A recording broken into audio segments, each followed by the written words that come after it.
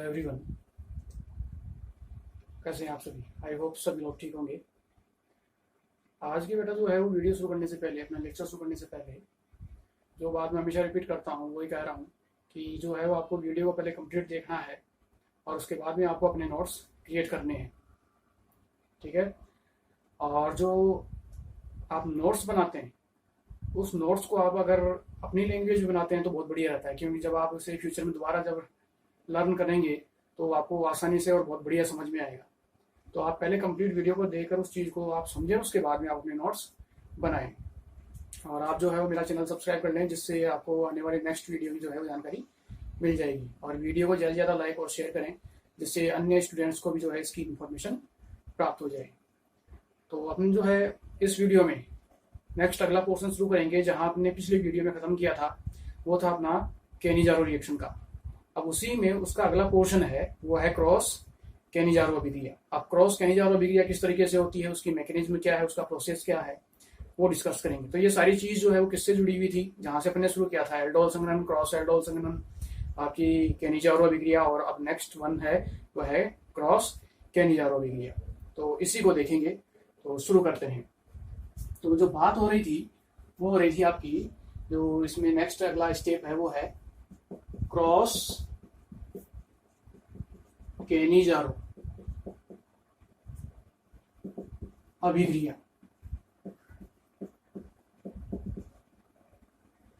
अब cross Cannizzaro अभिक्रिया क्या थी, तो मैं थोड़ा पीछे बैक जाना चाहूंगा।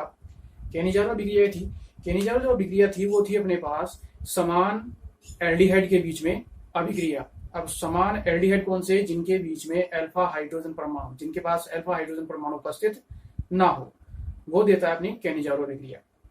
ठीक है? तो क्रॉस केनिजारो यानी एल्डोल क्रॉस एल्डोल, जैसे केनिजारो क्रॉस केनिजारो। तो क्रॉस केनिजारो अभिक्रिया भी वो एल्डिहाइड समूह देते हैं जिनके पास अल्फा हाइड्रोजन परमाणु जो है वो अनुपस्थित होता है। ये फर्स्ट बात। दूसरा, क्रॉस केनिजारो में क्या है? क्रॉस केनिजारो नाम ही अलग है। वहां केनिजारो में समान एल्डिहाइड यौगिकों के बीच में अभिक्रिया थी। क्रॉस केनिजारो अभिक्रिया में जो है वो दो भिन्न भिन्न एल्डिहाइड्स के बीच में जो है वो अभिक्रिया संपन्न होती है। अब दो भिन्न भिन्न एल्डिहाइड्स के बीच में जब अभिक्रिया संपन्न होती है तो उसमें से जो एल्डिहाइड आसानी से ऑक्सीकृत होता है, ध्यान से सुनना इस बात को बेटा, क्रॉस केनिजारो अभिक्रिया में दो भिन्न भिन्न एल्डिहाइड के बीच में अभिक्रिया होगी। ठीक है? अब उन दो भिन्न भिन्न एल्डिहाइड्स में से जो एल्डिहाइड आसानी से ऑक्सीकृत हो जाता है वो तो देता है कौन सी अभिक्रिया? उसमें कौन सा वो प्रोडक्ट बनता है? उसमें तो बनता है आपका अम्ल। जो आसानी से ऑक्सीकृत होगा वो तो देगा अम्ल, और दूसरा एल्डिहाइड जो आसानी से ऑक्सीकृत नहीं होता है वो बनाता है उसमें एल्कोहल। ठीक है? तो इस तरीके से एक एल्डिहाइड तो कन्वर्ट होगा, बदलेगा अम्ल में, और दूसरा एल्डिहाइड बदलेगा आपका एल्कोहल में। वो अभिक्रिया कहलाती है आपकी क्रॉस केनिजारो अभिक्रिया। और ये जो अभिक्रिया है ये किसी क्षार की उपस्थिति में होती है। क्षार की उपस्थिति में इसको संपन्न किया जाता है, तो उससे मुझे जो है वो अम्ल और एल्कोहल प्राप्त होगा, उसे कहते हैं क्रॉस केनिजारो अभिक्रिया। तो इसमें आप एक थ्योरेटिकल पॉइंट लिखो पहले, क्रॉस केनिजारो, ये हेडिंग डाल लो और इसमें एक थ्योरेटिकल पॉइंट लिखो अभिक्रिया के लिए। और पॉइंट लिखो कि जब दो भिन्न भिन्न एल्डिहाइड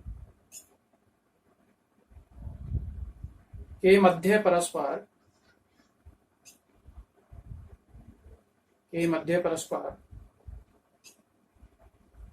केनिजारो अभिक्रिया संपन्न होती है, केनिजारो अभिक्रिया संपन्न होती है, उसे क्रॉस केनिजारो अभिक्रिया कहते हैं। उसे क्रॉस केनिजारो अभिक्रिया कहते हैं।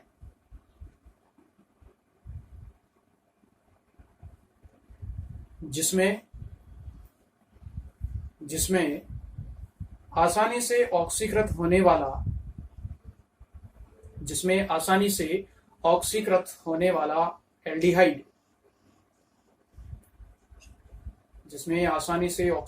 वाला एल्डिहाइड अम्ल का निर्माण करता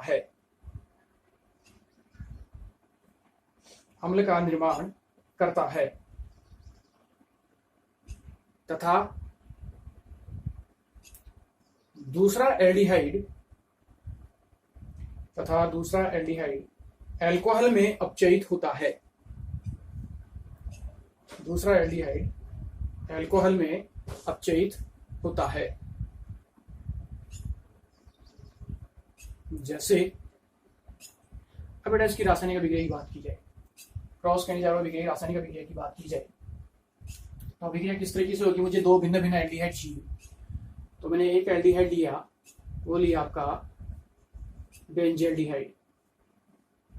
सामान्य अभिक्रिया की बात कर रहा हूं, बेंजेल्डिहाइड।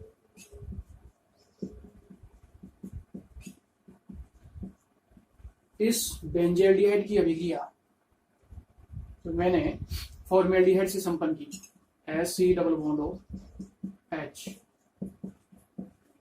फॉर्मेल्डिहाइड। किसकी उपस्थिति में?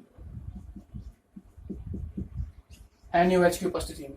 इसकी उपस्थिति में जो है वो मैंने बेंजेल्डिहाइड की अभिक्रिया फॉर्मेल्डिहाइड से करवाई है। दोनों ही एल्डिहाइड्स जो है वो भिन्न भिन्न प्रकृति के हैं, अलग अलग हैं। इसके पास भी अल्फा हाइड्रोजन नहीं है।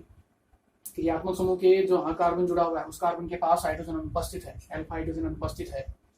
तो ये यहाँ क्रियात्मक समूह ये है, क्रियात्मक समूह के पास में कार्बन होना चाहिए, वो अल्फा कार्बन, और उस कार्बन की हाइड्रोजन अल्फा हाइड्रोजन। तो इसके पास तो कार्बन ही नहीं है, तो अल्फा हाइड्रोजन होने का सवाल ही नहीं उठता। तो ये दोनों ही जो है परस्पर क्रिया करेंगे और क्रॉस कैनिजारो अभिक्रिया देंगे। इसका तरीका मैं पिछले वीडियो में बता चुका हूँ कि कैसे पहचाना जाता है कौन कैनिजारो अभिक्रिया देता है, कौन कैनिजारो अभिक्रिया नहीं देगा। ठीक है, इन दोनों के बीच में जैसे अभिक्रिया होगी तो जो आसानी से ऑक्सीकृत होगा वो तो बनाएगा क्या? अम्ल। और दूसरा जो एल्डिहाइड है जो आसानी से ऑक्सीकृत नहीं होता है वो बनाता है अल्कोहल।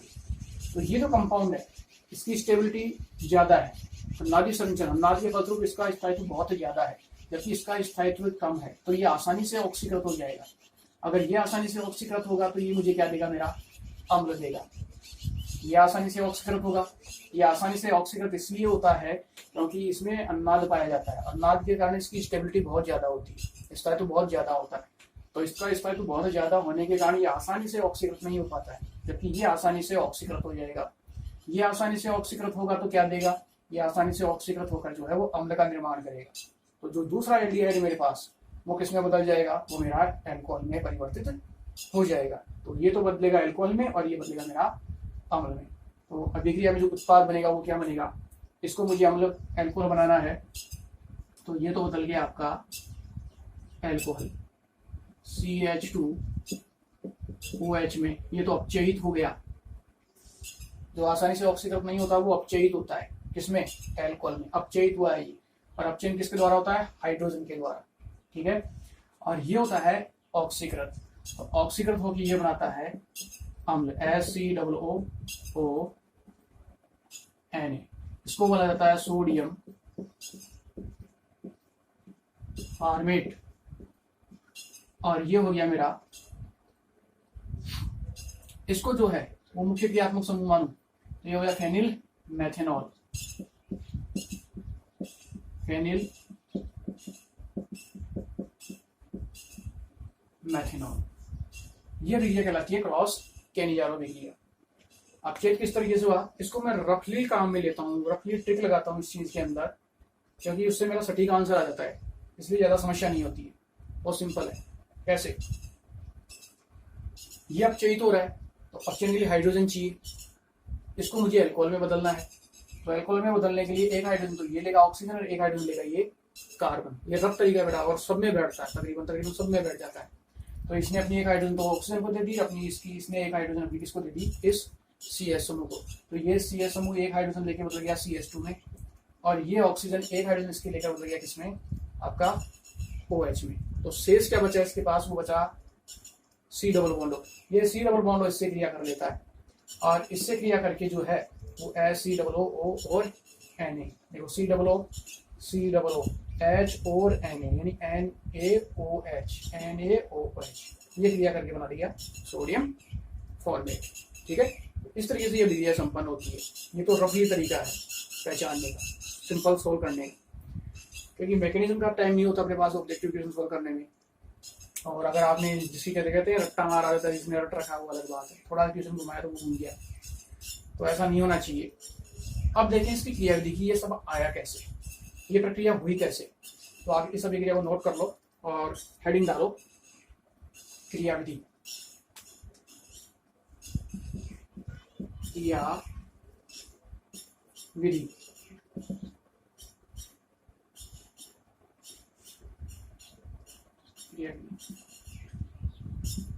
मैकेनिज्म, किस तरीके से ये विक्रिया संपन्न होती है।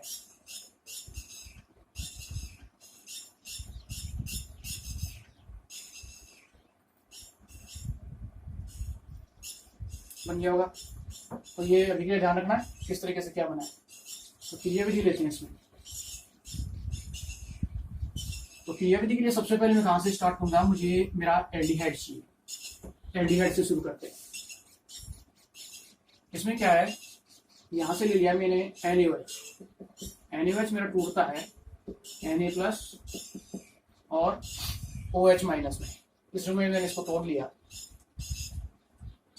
तो इसका फर्स्ट स्टेप, प्रथम पद की बात करूं तो मेरे पास जो एल्डिहाइड है वो एल्डिहाइड है फॉर्मेल्डिहाइड H। इस फॉर्मेल्डिहाइड की अभिक्रिया, ये क्या है, फॉर्मेल्डिहाइड, इसकी क्रिया में करवाता हूं सबसे पहले क्षार के साथ, हाइड्रोक्साइड आयन के साथ, OH के साथ जो मुझे यहां से मिल रहा है, क्योंकि इसकी प्रेजेंस में ये अभिक्रिया हो रही है। तो जब इसके साथ, इस OH के साथ क्रिया होती है पहले पद में, तो क्या होता है कि यहाँ इसमें अनुनाद होगा, ध्रुवणता होगी। इस ऑक्सीजन की ध्रुवणता ज्यादा है तो ऑक्सीजन के इलेक्ट्रॉन यहाँ इसके पास पहुंचेंगे, इस द्विबंध के इलेक्ट्रॉन ऑक्सीजन के पास पहुंचेंगे। तो इस पे तो आएगा माइनस और कार्बन पे आएगा क्या, प्लस। ठीक है। तो जैसे ही ये प्रक्रिया होती है तो जो है उत्पाद क्या बनता है, ये जैसे ही यहाँ पहुंचा तो ये कहाँ अटैक कर देगा, इसके कार्बन के ऊपर। तो प्रोडक्ट क्या बना, H। बात समझ में आ रही है ना। इस बंद के इलेक्ट्रॉन यहाँ से यहाँ पहुंचे तो इसके ऊपर क्या गया, माइनस, इसके ऊपर क्या हो गया, प्लस। माइनस कहाँ आक्रमण करेगा, प्लस के ऊपर। तो क्या बन गया आपका HCO और इसके ऊपर क्या गया, माइनस। बंद के इलेक्ट्रॉन ले लिए इसने, तो जो इलेक्ट्रॉन ले रहा है उसके ऊपर क्या आ रहा है, माइनस। ये इससे जुड़ गया प्लस के साथ, तो प्लस और माइनस क्या हो गया, उदासीन। तो यहाँ हो गया OH और ये H। ये आपका जो है वो फर्स्ट, पहला स्टेप। क्लियर है। जहां मैंने खत्म किया है उसको ले, तो मुझे ये मिला, इसको लेऊंगा तो HCOH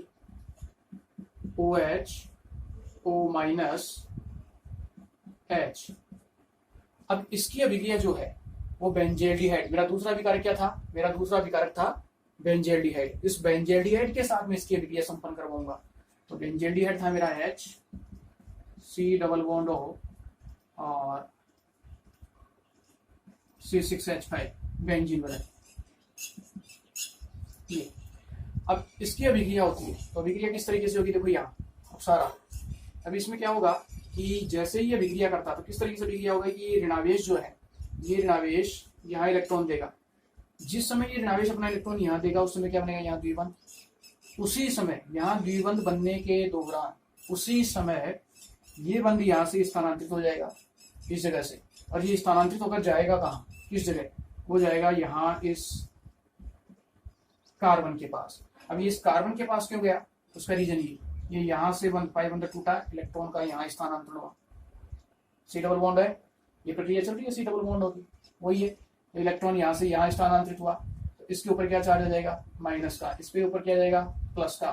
तो यहाँ से जैसे ये माइनस यहाँ आता है तो ये पूरा इलेक्ट्रॉन, ये बंद का इलेक्ट्रॉन, ये पूरा लेके निकलता है यहाँ से, ये पूरा बाहर निकलता है, यानी हाइड्रोजन सहित बाहर जाता है। तो ये यहाँ इसके पास पहुंच जाएगा। तो अवस्था क्या हो गई, अवस्था हो गई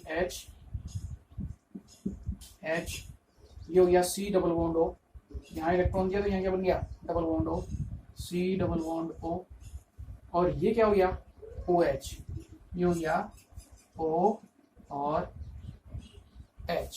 इस OH को मैंने उस तरीके से लिख लिया है, ठीक है। प्लस ये क्या बन गया आपका, ये बन गया आपका प्लस बेंजीन वाले। ये क्या हो गया C, ये इसको सीधा यूं लेता हूं इधर से, इसी रूप में लेते हैं, ऐसे कैसे, HCO ऋणायन, माइनस आ गया, कार्बन के ऊपर क्या आगे जुड़ गया प्लस, और इसके साथ क्या जुड़ी हुई है बेंजीन वलय। ठीक है, यहां तक बात समझ में आ गई होगी, कोई दिक्कत नहीं होगी, क्लियर। अब सेकंड स्टेप में क्या होता है, यहां तक ये स्टेप मेरी सेकंड हो चुकी। अब नेक्स्ट वन, अगली स्टेप में क्या होता है कि जहां मेरा जो था उसको मैंने लिया वहां, इसको अगली स्टेप में ले गया, तो अगली स्टेप में क्या होगा H C double bond O, H C double bond O H plus H C H O minus, और ये बेंजीन में मिला ना, H C double bond O H H C H O minus, और ये इस स्टेप में क्या होता है कि प्रोटॉन का स्थानांतरण होता है, प्रोटॉन जो है वो अपनी जगह चेंज करता है, और साथ में जब प्रोटॉन का स्थानांतरण होता है उसी समय कौन अटैक करता है Na+, जो मुझे यहां मिला था। ठीक है, इस स्टेप में क्या होगा प्रोटॉन का स्थानांतरण, प्रोटॉन का स्थानांतरण। अब प्रोटॉन का स्थानांतरण किस तरीके से होगा कि इस बंध के इलेक्ट्रॉन, इस बंध के इलेक्ट्रॉन यानी ये बंध इलेक्ट्रॉन लेके कौन निकलेगा, ये ऑक्सीजन, ये ऑक्सीजन ले लेता है। ठीक है, तो जैसे ये ऑक्सीजन लेगा तो हाइड्रोजन किस रूप में निकलेगा प्लस में, और जब ये प्लस होगा तो ये अपना ऋणावेश इसको देकर इसके साथ बंध बना लेगा, माइनस और प्लस बन करके उदासीन, तो ये कन्वर्ट हो जाएगा, बदल जाएगा OH में, यहाँ बन जाएगा डबल बॉन्ड, सॉरी यहाँ आ जाएगा ऋणावेश, बंध के इलेक्ट्रॉन ले लिया ऑक्सीजन के ऊपर, माइनस ये प्रोटॉन कहाँ जाएगा इस ऑक्सीजन के पास, क्योंकि इस ऑक्सीजन अपना इलेक्ट्रॉन किसको दे दिया हाइड्रोजन को दे दिया, तो ये बदल गया किसमें OH में। ठीक है, तो उत्पाद देखो क्या बना, उत्पाद HCOO HCOO, आगे क्या है O, बंध के इलेक्ट्रॉन ले लिए तो माइनस O माइनस, अभी इस O माइनस से कौन जुड़ गया यहाँ Na+, जो मुझे यहाँ प्राप्त हुआ था, तो ये हो गया Na+। ठीक है, और ये हाइड्रोजन कहाँ पहुंच गई इस ऑक्सीजन के पास, तो इस ऑक्सीजन के पास पहुंचते ही किसमें बदल गया OH में, तो उत्पाद वाले हो CH और H, तो इसको कह सकता हूं मैं CH2, ये हाइड्रोजन लेके किसमें बदल गया OH में, और बेंजीन मेरे पास है, तो ये हो गया मेरे पास OH CH2 और बेंजीन। ये जो आपने अभी क्रॉस केनिजारो अभिक्रिया में सीधा डायरेक्टली जो हमने बनाया था, अभिक्रिया संपन्न की थी, वो उत्पाद सोडियम फॉर्मेट, सोडियम फॉर्मेट, और ये मेरा एनिल मैथेनॉल, एनिल मैथेनॉल। ठीक है, तो इस तरीके से जो है वो क्रॉस केनिजारो की अभिक्रिया, उसकी जो मैकेनिज्म है क्रिया की वो संपन्न होती है। ठीक है, तो मेरा इसमें स्टेप देखना, स्टेप क्या है कि जो कैटलिस्ट आप ले रहे हो उसकी प्रेजेंस में क्रिया हुई NaOH, इसको मैंने तोड़ लिया Na+ और OH- में। फर्स्ट स्टेप में क्या हुआ, मैं फॉर्मेल्डिहाइड ले रहा था, एक एल्डिहाइड समूह है फॉर्मेल्डिहाइड, दो भिन्न एल्डिहाइड है, पहले मैंने फॉर्मेल्डिहाइड ले लिया, इस फॉर्मेल्डिहाइड में इस कार्बोनिल समूह के बीच में जो है वो ध्रुवता है, ऑक्सीजन की ध्रुवता ज्यादा होने के कारण बंध के इलेक्ट्रॉन किसने ले लिए ऑक्सीजन ने, तो ऑक्सीजन पे आ गया माइनस, कार्बन पे हो गया प्लस, प्लस पे आक्रमण कौन करता है माइनस, तो स्थिति हो गई ये। ठीक है, ऑक्सीजन पे माइनस, इस पे आगे जुड़ गया OH, फर्स्ट स्टेप हो गया। सेकंड स्टेप में क्या हुआ, जहां मैंने खत्म किया है आपको उसी को लेना है, ये ले लिया। दूसरा मैंने फिर दूसरा जो मेरा एल्डिहाइड समूह था वो लिया बेंजील्डिहाइड, इस बेंजील्डिहाइड की अभिक्रिया होती है इस आयन के साथ। अब क्रिया किस तरीके से होगी, दूसरे एल्डिहाइड समूह में भी अनुवाद होगा, यहाँ जो है वो ध्रुवणता होगी, जैसे कार्बोनिल यौगिक में यहाँ हुई थी, बंध के इलेक्ट्रॉन कौन लेगा ऑक्सीजन, तो इस पे आएगा माइनस, कार्बन पे क्या आएगा प्लस। ठीक है, प्लस और माइनस, यहाँ ये ऑक्सीजन अपना आयन देकर यहाँ क्या बनाता है डबल बॉन्ड, जिस समय ये इलेक्ट्रॉन देता है इसी को, उसी समय स्टेबिलिटी के लिए ये हाइड्राइड आयन बाहर निकलता है, इलेक्ट्रॉन को लेके बाहर निकलता है, तो माइनस आएगा इसके ऊपर, और ये क्या है प्लस, तो हाइड्रोजन किसके ऊपर आगे जुड़ जाएगा इस कार्बन के ऊपर, इस तरीके से ऑक्सीजन पे आ गया माइनस, यहाँ बन गया डबल बॉन्ड, ये हो गया आपका डबल बॉन्ड, ये हो गया आपका second step. Second step, third step करना आपकी फाइनल स्टेप को जहां आपने खत्म किया उसको ले, तो ये मेरी फाइनल स्टेप है, इसको उठा के मैंने ले लिया यहाँ, उसको कंप्लीट को यहाँ ले लिया। और क्रिया किसके साथ कराऊंगा, अब Na+ की, इसकी हो चुकी है अब Na+। इसमें क्या होगा, वही प्रोटॉन का स्थानांतरण होगा। तो ये ऑक्सीजन अपने इलेक्ट्रॉन, अपना ये इलेक्ट्रॉन इसको देकर कन्वर्ट किसमें कर लेगा, बदल देगा किसमें, OH में। तो ये तो हो गया OH, तो ये हो गया बेंजीन वाला CH2 और OH, वो कोने में आखिरी। और ये हो गया SCOO, बंद के इलेक्ट्रॉन इसने ले ली तो उसके आया माइनस, इस माइनस की क्रिया कौन करता है, ये प्लस। उत्पाद हो गया SCOONA, सोडियम फॉर्मेट और फेनिल मेथेनॉल। ये कहलाती है आपकी क्रॉस केनिजारो अभिक्रिया की क्रियाविधि। क्लियर है?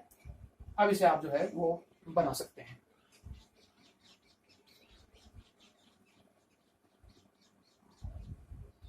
तो मैकेनिज्म बेटा जितनी आसानी से समझ लोगे, प्रक्रिया उतनी ही आसान हो जाएगी, समझने में कोई प्रॉब्लम नहीं आएगी, सिंपल ही है, बस मेथड आना चाहिए। फिर दूसरा हिस्सा वही होता है जो ध्यान नहीं देता है, साथ साथ लिखता है, करता है, देखता है, वीडियो नहीं कंप्लीट, तो प्रॉपर रूप से कुछ नहीं समझ में आता है उसे। तो मैं ही मानता हूँ अपना टाइम वेस्ट है। आप समझो, रखने की कहीं प्रॉब्लम नहीं होगी, और ये चीज़ें जो है वो आपके हर लेवल पे काम में आएंगी। अगर आप जो है वो ग्रेजुएशन कर रहे हैं या MSc कर रहे हैं इसी चीज़ से, तो वहाँ भी आपको ये चीज़ें मिलेंगी। तो समझना जो है वो सबसे ज़रूरी है, जितना ज़्यादा समझोगे उतना ही बेटर है।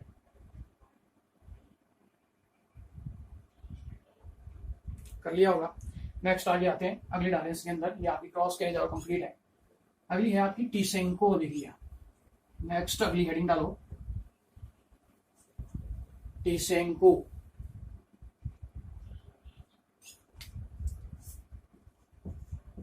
टीसेंको अभिक्रिया।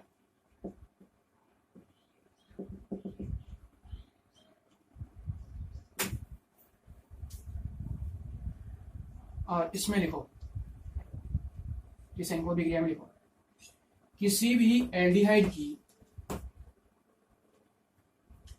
किसी भी एल्डिहाइड की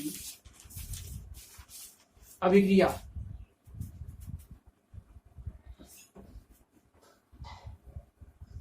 किसी भी एल्डिहाइड की अभिक्रिया aluminium ethoxide, aluminium ethoxide, aluminium ethoxide की उपस्थिति में करवाने पर अम्ल तथा एल्कोहल प्राप्त होते हैं, अम्ल तथा एल्कोहल प्राप्त होते हैं, जो परस्पर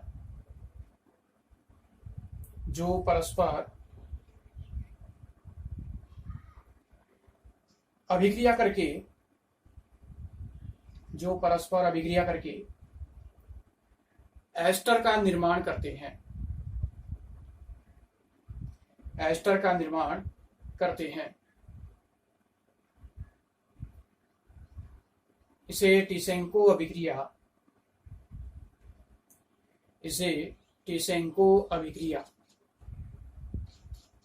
कहते हैं, इसे टीसेंको अभिक्रिया कहते हैं, जिसकी रासायनिक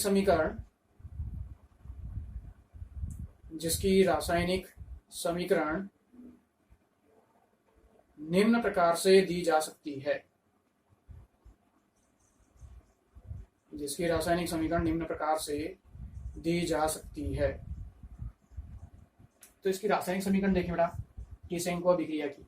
तो इसमें क्या होगा कि पहला हिस्सा क्या है, केनिजारो अभिक्रिया जैसा। तो अब केनिजारो अभिक्रिया क्लियर हो चुकी है, क्योंकि वहीं पे बनता है आपका अम्ल और एल्कोहल। केनिजारो अभिक्रिया में हुआ था, एक तो बना अम्ल और एक बना आपका एल्कोहल, ठीक है। फिर वो परस्पर क्रिया करके क्या बनाता है, एस्टर बनाता है। तो मैं केनिजारो अभिक्रिया की बात करूंगा नहीं, वो हो चुकी है अपनी, क्रॉस केनिजारो भी हो चुकी, तो समझ में आ चुका होगा। नहीं आया तो आप दोबारा पुनः जो है मेरा वीडियो देख लें, जिसमें मैंने केनिजारो अभिक्रिया को समझाया था। तो यहाँ जो है वो एस्टर का निर्माण होगा, इसमें टीसेंको अभिक्रिया। और उत्प्रेरक मेरा क्या है, उत्प्रेरक जो है वो मेरा है इसमें एल्यूमिनियम एथोक्साइड। तो अभिक्रिया किस तरीके से है कि इसमें 2 मोल काम में आते हैं एल्डिहाइड के। जैसे मैंने एल्डिहाइड का लिया CH3 C double bond O H, इसकी अभिक्रिया मैंने इसी के साथ संपन्न की CH3 C double bond O H, acetaldehyde, acetaldehyde, ठीक है। एसिटेल्डिहाइड के 2 मोल हैं। किसकी प्रेजेंस में? एल्यूमिनियम एथॉक्साइड O C2H5 का whole thrice, aluminium try ethoxide, इसकी प्रेजेंस में जब इसकी अभिक्रिया होती है तो मुझे क्या मिलता है? सिंपली एस्टर प्राप्त होता है। और मेरा जो एस्टर होगा वो होगा CH3 C double bond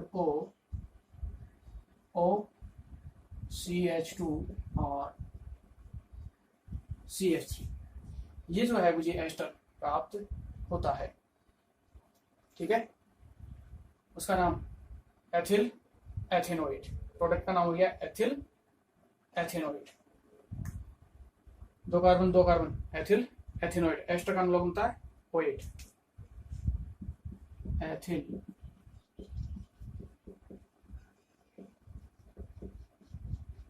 ethanoate. अब इसका भी एक रफ तरीका है, कुछ चीजें रफ तरीके से आराम से सोल्व होती है बेटा। अब रफ तरीके से किस तरीके से रफ तरीका देखें इसमें, तो रफ तरीके में क्या है कि यहाँ इस अभिक्रिया को देखो आप, इस अभिक्रिया में 1 2 कार्बन, 1 2 कार्बन। आपको क्या करना है इस अभिक्रिया में कि CH3 कोई सा भी ले लो, इन दोनों में से कोई सा भी जो भी आप चुनना चाहो। जैसे मैंने यही यौगिक चुन लिया, ये वाला, इस अभिक्रिया मैंने इसको चुन लिया, तो इस समूह को मैं किसमें बदलूंगा? इस समूह को मैं एस्टर में बदलूंगा। मुझे इसको एस्टर में बदलना है, एस्टर में परिवर्तित करना है। तो एस्टर में परिवर्तित करना है तो क्या करता हूँ कि इसकी ऑक्सीजन ये उठा के मैंने यहाँ इस जगह रख दी, और इस हाइड्रोजन को किसको स्थानांतरित कर दिया? इस CH को। रफली बता रहा हूँ, उससे मेरे सारे क्वेश्चन सोल्व होते हैं। रफ मेथड है, क्वेश्चन सोल्व करने का तरीका। समान मॉलिक्यूल है, इस ऑक्सीजन को यहाँ से उठाया और इस कार्बन और हाइड्रोजन के बीच में रख दी, और ये हाइड्रोजन उठा के किसको दे दी मैंने? इस CH को। यही अदला बदली कर दी, ऑक्सीजन दे दी इस C डबल बॉन्ड O को, और इसकी हाइड्रोजन दे दी किसको? CH को। तो ये हो गया CH3 CH2, हाइड्रोजन देते CH3 CH2, CH3 और CH2। ये ऑक्सीजन कहाँ गई? यहाँ, ये रही C डबल बॉन्ड O के पास में, और बाकी का यथावत ऐसे की ऐसे। अब ऐसा आपको ऐसा क्वेश्चन ले लो इस तरीके से समान मॉलिक्यूल के बीच में, आपका एग्जैक्ट जो है आंसर आएगा, कोई गलती नहीं होगी। ये तो है रफ मेथड, जिसे अपन नाड़ू भाषा में आड़ू तरीका कहते हैं कि कैसे भी आंसर लाना है, मेरा सटीक आंसर आना चाहिए। तो वही है, सारा झंझट खत्म। अब बात आती है कि ये हुआ कैसे केमिस्ट्री के रूप में, इसकी मैकेनिज्म, ये कैसे किस प्रकार से इसकी क्रियाविधि संपन्न होती है। तो इसकी क्रियाविधि देखते हैं। तो हेडिंग डालो क्रियाविधि किसकी? टिसेंको अभिक्रिया। तो हेडिंग डालो क्रियाविधि। अभिक्रिया आपने नोट कर ली होगी, जिसने नोट नहीं किया नोट कर ले फटाफट, और हेडिंग डाल लो क्रियाविधि।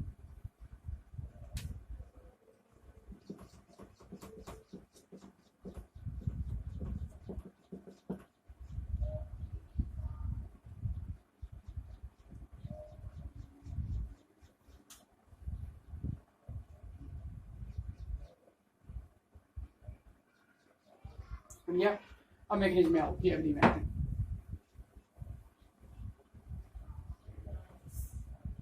क्रियाविधि के लिए सबसे पहले कॉमन शुरू करता हूं मैं, कॉमन बताऊंगा, फिर आप उस कॉमन को कहीं पे भी लागू कर सकते हैं। क्रियाविधि कॉमन बताऊंगा, ये जो विक्रिया लिखी वो नहीं, कॉमन बता रहा हूँ कि आप उसको किसी भी एग्जाम्पल पे लागू कर सकते हैं। तो कॉमन के लिए ले लिया मैंने एक अभिकारक, वो लिया RC डबल बॉन्ड O और H। इसकी अभिक्रिया जो है वो मैंने करवाई किसके साथ? एल्यूमिनियम एथॉक्साइड के साथ, AlO(C2H5) का होल थ्राइस, एल्यूमिनियम एथॉक्साइड, ये लिया था मैंने। अब इस अभिक्रिया में क्या होगा? इस ऑक्सीजन के पास कितने 2 लोन पेयर हैं, वही जो भी पीछे वाली क्रॉस कैनिजारो में किया था। पाई 1 के इलेक्ट्रॉन कहाँ स्थानांतरित होंगे? इस ऑक्सीजन के पास। जब पाई 1 के इलेक्ट्रॉन ऑक्सीजन के पास स्थानांतरित होते हैं, उसी समय क्या होता है कि वहां जो उपस्थित प्रेजेंट इलेक्ट्रॉन है, वो present electron in lone pair जो है वो किसको बंद बनाता है? एल्यूमिनियम के साथ बंद बनाता है। पाई 1 के इलेक्ट्रॉन यहाँ से यहाँ स्थानांतरित हुए, इस ऑक्सीजन के लोन पेयर किसके साथ बंद बनाते हैं? एल्यूमिनियम के साथ। एल्यूमिनियम मेटल धातु है, एकाक इलेक्ट्रॉन युग्म ग्रहण कर सकती है, तो ये इसके साथ बंध बनाती है। तो जैसे ये अभिक्रिया संपन्न होती है तो फाइनली रिजल्ट आंसर क्या आता है अपना R यहाँ से, ठीक है, रिवर्सिबल है अभिक्रिया। R R C O, R C O एकल बॉन्ड हो गया। इसके साथ क्या जुड़ गया AlOC2H5 का होल थ्राइस, क्लियर है। तो इसके साथ आके जुड़ गया आपका O AlC2H5 का OC2H5 का होल थ्राइस, और ये हो गया मेरा C और H। इसके ऊपर आ गया चार्ज प्लस का, इसने इलेक्ट्रॉन इसको दे दिया, इस पर चार्ज किया गया माइनस का। तो यहाँ तक तो आपको क्लियर हो गया होगा, कोई दिक्कत नहीं होनी चाहिए, ठीक है। ये आपका हो गया फर्स्ट स्टेप। अब आपको शुरू करना है आपका सेकंड स्टेप। तो सेकंड स्टेप कहाँ से शुरू होगा, जहां आपने खत्म किया है वहीं से सेकंड स्टेप शुरू होता है। मैंने यहाँ खत्म किया है इस जगह, तो यहाँ से मेरा सेकंड स्टेप शुरू हो जाएगा, तो उसको लूंगा मैं। तो सेकंड स्टेप के लिए R CH plus RCH plus O AlOC2H5 का होल थ्राइस। ये अब इस कंपाउंड की अभिक्रिया, इसकी अभिक्रिया किसके साथ कराऊंगा, मैंने क्या लिया था टीसेंको अभिक्रिया में, दो समान एल्डिहाइड के अणु, दोनों समान थे अभिक्रिया को, देखो दोनों समान थे ना। तो ये जो मैंने एल्डिहाइड लिया RCHO, तो दूसरा एल्डिहाइड भी क्या होगा RCHO ही होगा। इसकी अभिक्रिया किसके साथ करवाऊंगा मैं RC≡OH के साथ। अब जब इसकी अभिक्रिया इसके साथ होगी तो किस तरीके से होगी, पहले वो नाक में आओ। ऑक्सीजन के पास क्या है, लोन पेयर है, पाई बंद के इलेक्ट्रॉन कौन लेगा, ये ऑक्सीजन लेगी। अब पाई बंद के इलेक्ट्रॉन जैसे ही ऑक्सीजन लेती है तो उस स्थिति में क्या होगा कि ये जो लोन पेयर है, इसको यूं ले लेता हूं, पाई बंद के इलेक्ट्रॉन ऑक्सीजन ले रही है, तो इसमें से ये जो लोन पेयर है, ये लोन पेयर किसको साथ जुड़ता है, ये लोन पेयर इस कार्ब धनायन के साथ जुड़ता है। ऑक्सीजन का ये लोन पेयर किसके साथ जुड़ेगा, कार्ब धनायन के साथ। इस पे आक्रमण करता है, तो जो रिजल्ट आएगा, परिणामी मान जो होगा वो क्या होगा उसको देखें। तो परिणामी मान के लिए हो गया मेरे पास R समूह, ठीक है। अब R के साथ CH और क्या जुड़ रहा है वो कंडीशन देखनी है, वो कंडीशन आपको क्रिएट करनी है। तो RCH, इस CH के साथ क्या जुड़ रहा है, ये ऑक्सीजन समूह OCH और R। लोन पेयर देखिए कौन जुड़ रहा है, OCH और R। तो इस कार्बन के साथ CH के साथ आगे जुड़ गया OCH और R। नीचे क्या है, वो ये आपका AlOC2H5 का होल थ्राइस। क्लियर हो गया। इसे आप यूँ खोल सकते हो संरचना को C और H, इस रूप में इसे खोल सकते हो। तो किस तरीके से अभिक्रिया संपन्न हो रही है तो आसानी समझ में आ रहा है, कोई दिक्कत नहीं होनी चाहिए। तो यहाँ जो है वो कंडीशन क्या क्रिएट हुई कि ये इलेक्ट्रॉन यहाँ पर इसके ऊपर चार्ज क्या रहा है, इस कार्बन के ऊपर चार्ज प्लस का रहा है, यानी यहाँ पे चार्ज क्या है, प्लस है। इस समूह को मैंने कहाँ जोड़ा है, इस CH के ऊपर, ठीक है। तो कार्बन पे क्या है प्लस, वो प्लस, और जो एल्यूमिनियम था उस एल्यूमिनियम पे देखोगे तो क्या चल रहा है आपका माइनस, ठीक है, कोई दिक्कत नहीं। तो यहाँ जो है वो मेरा ये सेकंड स्टेप वो खत्म होता है। अब जहां मेरा सेकंड स्टेप खत्म हुआ है वहां से क्या शुरू हो जाएगा मेरा थर्ड स्टेप, तीसरा स्टेप नंबर 3। तो जहां खत्म हुआ वो लेऊंगा RCHOCHR, जिसपे प्लस है OAlOC2H5 का होल थ्राइस, ये कंडीशन। अब इसमें क्या होगा, यहाँ जो बंद है इस ऑक्सीजन और एल्यूमिनियम के बीच में बंद है, यहाँ बंद है इस जगह, इस बंद के इलेक्ट्रॉन कौन ले लेगा, ये कार्बन और ऑक्सीजन के बीच में।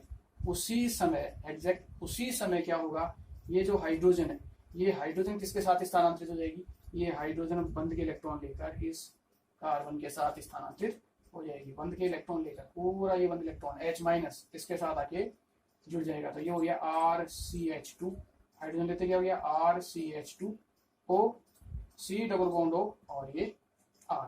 तो उत्पाद देखो R R, ये बंद यहाँ से टूटा, इलेक्ट्रॉन यहाँ इसके पास आए तो यहाँ बन गया double bond C double bond O, ये निकल गया बाहर। ये यहाँ से टूट के कहाँ गया इसके पास, तो अब C डबल बॉन्ड हो गया। तो C के साथ क्या जुड़ा हुआ है ऑक्सीजन, C के साथ जुड़ा हुआ है ऑक्सीजन, ऑक्सीजन के साथ क्या जुड़ा हुआ है CH था, इस हाइड्रोजन को ले लिया तो गया CH2 और ये आगे R प्लस AlOC2H5 का होता है। उत्प्रेरक जो है वो रासायनिक अभिक्रिया में प्रयुक्त नहीं होता है, अभिक्रिया के वेग को बढ़ाता है। तो मुझे मेरा उत्प्रेरक वापस प्राप्त हो गया, ठीक है। और ये क्या मिल गया मुझे, मेरा एस्टर। तो इस तरीके से जो है वो टीसैंको अभिक्रिया में एस्टर का निर्माण होता है। तो ये 3 स्टेपों में ये अभिक्रिया, इसकी जो क्रियाविधि है वो संपन्न होती है। फर्स्ट स्टेप में क्या है, आपने जो ये ध्यान रखना कि एल्डिहाइड समान होनी चाहिए, अलग अलग एल्डिहाइड नहीं होनी चाहिए। तो पहले आप फर्स्ट एल्डिहाइड कॉमन, अब यहाँ जो आप जो भी लेना चाहते हो इस R की जगह वो आप ले सकते हैं। CH3 ले लो, मान लो CH3 नहीं लिया, एक चीज और, अगर यहाँ CH3 लिया है तो इस जगह भी क्या लोगे CH3। जहां जहां R रखा हुआ है इस पूरी अभिक्रिया में, सार यही है, जहां जहां आपको R दिख रहा है इस पूरी मैकेनिज्म में, वहां आप कुछ भी ले सकते हैं। R बराबर जो है वो आप CH3 भी ले सकते हैं, C2H5 भी ले सकते हैं, डॉट डॉट डॉट डॉट जो भी आप लेना चाहें, जहां जहां R है। तो जो भी आपको अभिक्रिया पूछी है, जिसके बारे में आपसे जानकारी मांगी है, वो आप उस मान को वहां रखो और उत्पाद बनाओ। अगर R बराबर मैथिल के बारे में देकर पूछा है तो वो रख लो, C2H5 देके पूछा है तो आप वो रख लो। तो सिंपली यहाँ मान रखो और एस्टर का निर्माण, ये अभिक्रिया कहलाती है अपनी टीसैंको अभिक्रिया। क्लियर है? आई होप आज का जो मैटर दिया है वो आपको समझ में आ गया होगा। और समझ में आता है बेटा, ऐसी कोई बात नहीं है जो चीज़ समझ में ना आए, डिपेंड करता है आपके खुद के ऊपर, आप उस चीज़ को समझना चाहते हैं नहीं समझना चाहते, आपका फोकस उसके ऊपर कितना है, ठीक है। 11th के कंसेप्ट आपके बहुत अच्छे क्लियर होने चाहिए। अगर 11th के कंसेप्ट आपके क्लियर नहीं है तो मैं जो है वो वीडियो प्रिपेयर कर रहा हूँ, वीडियो बना रहा हूँ उसके आपके 11th क्लास के बेसिक केमिस्ट्री के, तो वो आपको जो है उसकी मदद आप ले सकते हैं। जहाँ से मैं एटम से शुरू कर रहा हूँ, एटम का मैंने वीडियो अभी अपलोड किया है, डाला है, तो आप वहाँ से शुरू कर सकते हैं। आप अपना बेसिक क्लियर करें, बेसिक क्लियर करोगे तो नेक्स्ट जितनी भी चीज़ें हैं वो आगे आसानी से बड़ी इजीली समझ में आएंगी, ठीक है। काम उतना ही आसान होता जाएगा। ये नहीं कि बहुत हाई लेवल पे चले गए, उसका कोई अर्थ नहीं है। हाई लेवल, मैं हाई लेवल कुछ नहीं मानता हूँ।